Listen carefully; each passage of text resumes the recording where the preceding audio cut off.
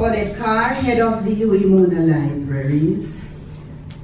Professor Arnold Ventura, former chairman of the UN Committee on Science and Technology. Dr. Paris Liu, head of Mona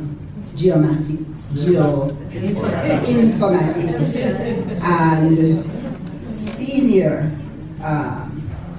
Mr. Liu, chairman of the board of directors, Carib Cement, judges, awardees, distinguished guests, all, good night to you. I gave my speech the topic, centering the word. In my ruminations about a suitable topic for this event, I eventually decided that since one of the objectives of this evening is to celebrate the centrality of the word to modern society, life, and humanity in general, I could grant myself license to use one of my own poems as a point of departure. That decided, a captivating poem entitled Milk to the World surfaced in my memory, and it posed itself in an unrelenting manner in my thoughts. This, of course, on the surface, seems completely self-absorbed and presumptuous, but in a moment of fretful angst about what to say, especially to an audience which already knows that I have been set up, it has become a useful strategy or lifeline. Without doubt, poetry is useful in the celebration of words, for poets can manipulate language to evoke vastly diverse aesthetic effects, cultural contexts, and human experiences. So we will begin with a poem that drew itself to me and led me through the writing of this speech. Yesterday, I discovered a word, or shall I say, stumbled upon a word lying there between the blades of crabgrass.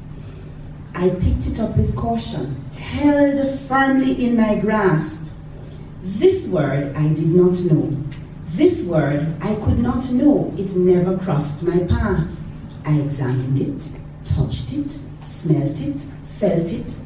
No feature of a word was absent, I could tell. No ordinary word in my palm, and ignorance no balm. Its meaning I tried to tell. Its letters I tried to spell, all in vain. Its synonyms I knew not. Its antonyms I guessed not. I spoke to the word with my finger.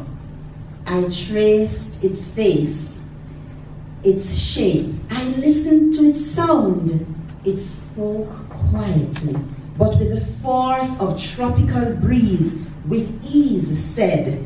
It was not really a word, it was the word, word of words, word to the world, sustenance for grass, distraction for me, attraction for you, a word that was every word, a code, the center of every word, light, a guide, a tool, a map, cure, food, milk for babes, milk for old men, milk for pregnant mothers, milk for dry breasts, milk for old women with withered breasts. I kept the word. To the grass it could not return. I needed this word to whisper sounds I understood not. I placed the word close to my breast. Today I touched the word. I think I remember that only yesterday at dawn I did not know this word, did not expect that it would now rest upon my breast. This word, word to the world, milk to the world. I own this word, my language, the word that makes me human, woman, alive, present in the world with a word, milk to the world. Our reflection on this intriguing lyric poem underlines the manner in which the speaker or self created by the author captures a significant moment, the extraordinary encounter with a new word. In the unforgettable encounter with this word, the persona is impressed by the array of binary constructs that emerges as characteristics: simple but powerful, unknown but indispensable, distinctive but familiar, new but recognizable, obscure but comfortable, enigmatic but certain, definite but generic. This word opens up multiple conversations of simultaneous oppositions and affirmations. The poetic voice recounts the simple encounter and subsequent relationship between self and word so as to signal the multiple values of words. We recognize that this unidentified word could belong to any discourse community and to any category of diction: general, specific, technical, specialist, scientific, literary. It is a word. This word, in all its surface and supra-morphological levels, is unveiled by an intriguing poetic discourse, and we move through a series of interpretations to an understanding of the indisputable reverence which this word and word should evoke in us, for it is word of words. The word is alive and communicates its palpable yet ephemeral self. The poetic voice, impressed by the word, leads us to further understand that this word does not only feed the intellect, but also the soul, that inner self that thrives not on physical food, but on a more intangible and spiritual source. We are drawn into the power of the word and a celebration of the word as a breathing entity, living, enduring, sustaining force. Syntactically, this poem's clauses are direct and simple, yet there is a deliberately created ambiguity in the type and meaning of word. This way we are led to interrogate the multiple metaphorical values assigned word. This word is also the word of which Solomon writes, as well as writers of the epistles in different letters to different readers. Indeed, the voice seems to push us through a series of acknowledgement of the versatility, the fluidity, and adaptability of the word through a seemingly generic representation. In the end, we recognize that this is a single but complex word, not in its morphological structure, but in its multiple semantic possibilities. It is food, sustenance, a guide, a mantle with which the persona covers herself, wearing it upon her breast. In our explanation of this discovery of word and word's flexibility, we too uncover this writer's identification of the word with the female self, self-authoring and self-definition. For the word is seen to be imperative for defining, writing, and speaking self.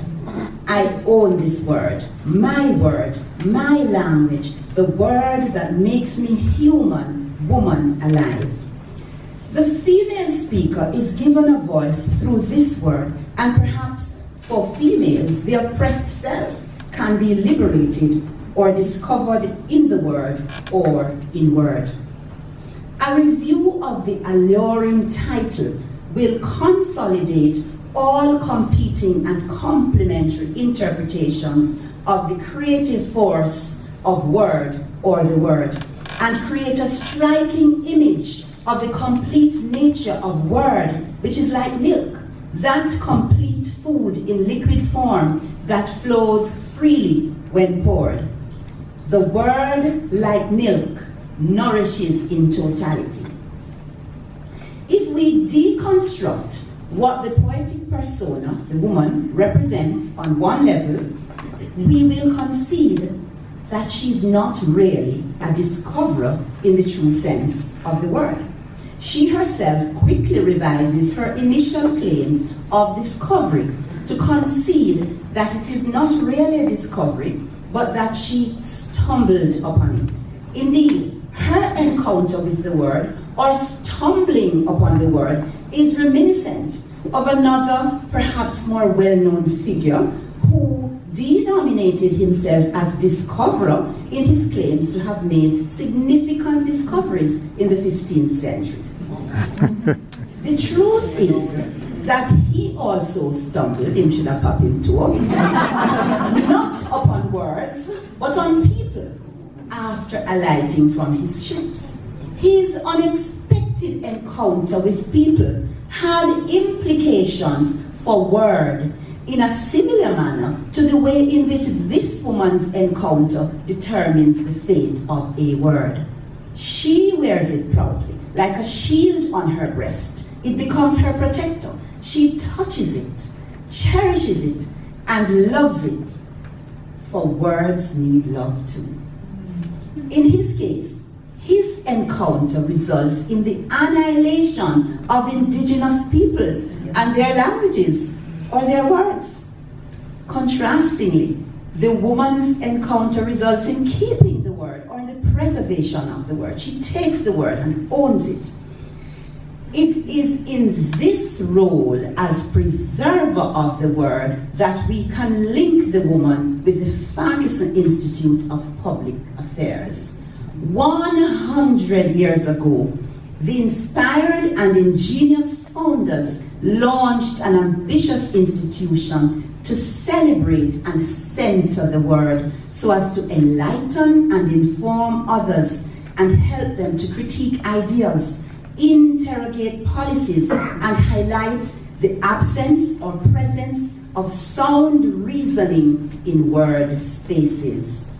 So as we laud this woman's word-preserving act, we also celebrate the Farquharson Institute of Public Affairs for its commendation, embracing, and promotion of words as powerful, creative, and critical tools. Today, I and all of us awardees embrace our very distinguished and memorable awards, just as the woman embraces her word. And as I do so, I thank my own family for keeping me grounded, not with words,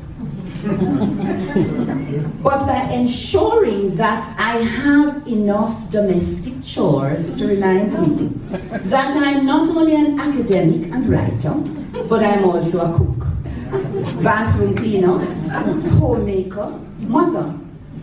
In fact, if you carefully weaved all these roles together, then I emerge a rather bedraggled, multitasking, unfocused, mute, wordless human being.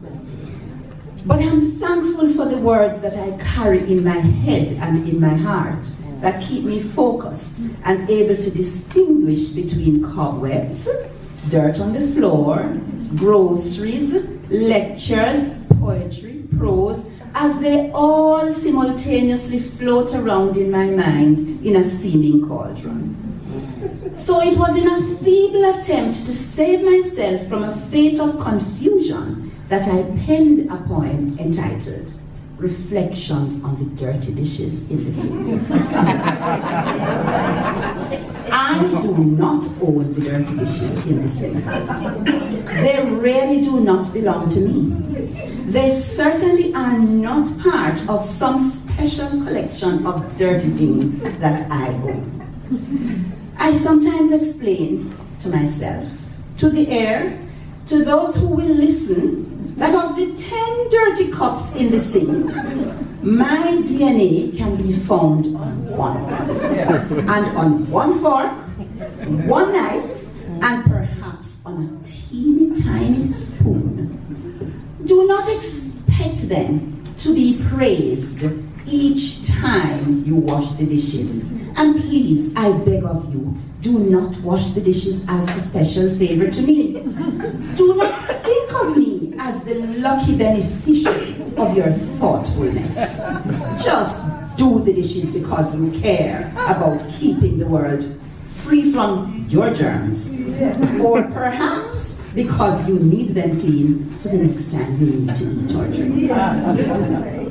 The truth is that I did inscribe this poem with an expected outcome in mind. Dishes would magically disappear from the sink. Alas, the piles grew every day. But I now understand that it is not their fault at all, the human males of the species in my house and me. They simply lack the constituent in their DNA that would allow them to respond appropriately to such a poem, to such words. So they continue to behave as if I do own the dirty dishes in the sink. But when I speak to the dishes, I do clarify the sources of their neglect. I believe that many persons here will readily recall the very powerful role of the Farquharson Institute of Public Affairs, and of how your voice, your word, would be seriously contemplated. Your word would not be treated as I think this next poem suggests. For some people's words are not always welcome. For instance, I was recently informed that there are many spaces in which it is felt that women should not speak. It is not appreciated by some who decide who should speak. So this poem was recently penned in response to the advice that I should be careful about how I opine in certain spaces. This poem is entitled, When Women Speak, or Why Women Don't Often Speak. When women speak their minds, they are problematic, subversive. Men who do so are simply expressing grave concerns worthy of note. When women suggest there is an absence of fairness, they are cantankerous. When men voice same, they are measured, appropriate, and logical. When women ask probing questions, they are mischief makers, stirring up trouble. When men ask questions, they are brilliant, probing, critical thinkers. That's the reason women sometimes say absolutamente nada, nothing. Just sit and watch them, listen to them, do damage to words. I should hasten, however, to explain that this engagement with poetry is not designed simply out of some penchant for self-indulgence or for verbal skylarking, but rather it is a carefully strategized effort to underline the indispensable role of the word, of reading and writing, not just materials or texts in our respective fields, but a wide range of texts, including literary ones, a poem, a short story, a novel, an essay. I suggest we initiate a campaign to encourage young people, children, and all of us across Jamaica to read more. Reading, writing, speaking, and thinking are all inextricably linked. The more we read and actively engage with the text we read, the more logical we become in organizing and analyzing our own thoughts, interpreting and expressing the ideas of others as well as our own. I encourage us to read interactively and constructively at different levels. I'm aware that we all belong to different discourse communities based on our careers, or stages of development, or associations, but I suggest that there is one type of text that we can all read at some point. A simple poem, a short story, a novel, a play. Read them for entertainment. Let your imagination run wild, but also think about them. think about their deeper, subterranean meanings. They all allow us to read at different levels, to interpret, analyze, evaluate, synthesize, create, and generate ideas. Our schools and universities should move literature out of the narrow sphere of studying for examinations like the CXCs to value reading and literary studies as training in interpreting details, probing for hidden meanings, exercising judgment, and evaluating opposing views and ideas. Undoubtedly, literature nurtures our emotional selves and aids in the development of our analytical and critical thinking skills. To the Farquharson Institute of Public Affairs, I say thank you for speaking over the years, the tremendous work you have done over the years to quiet the noise and clear away the weeds surrounding various polemics and government policies, leading in the critical analysis of flawed arguments which are often used to advance some policies is remembered. I doubt that you will receive the same treatment as some other persons when you speak, especially since you are not a gendered entity. So speak and your words will be heard. I remember you as a forceful voice of authority. You commanded the respect of economists, scientists, orators, researchers, politicians, academics, and a wide international audience. I congratulate you on achieving an amazing milestone, and I thank you for allowing us the honor and privilege of sharing in this singular experience with you. How I would love to live for an entire century. That's the dream of all vain human beings like me. Let today not be just a celebration of the attainment of 100 years of significant accomplishments, but the beginning of another century in which your voice will be heard more loudly and clearly as you challenge ill-advised bureaucracy, the failure to curb crime and violence, corruption, and other ills and vicissitudes with which we seem to have become complacent. Let it be the start of another year in which you promote creative writing. We want to hear you on the air again. My hope is that you will be bold, firm, and outspoken. As you do that, you will continue to grow from strength to strength. Cherish the word. Preserve words which are especially nurturing to you and to others. Our poetic speaker declares, the word is milk. Milk to your thoughts. Milk to the world's thoughts. Milk to the world. Ladies and gentlemen, I invite us all to stand in salute to the Farquharson Institute of Public Affairs and in your hearts as you press on. As your days, so shall be your strength. Thank you, ladies and gentlemen.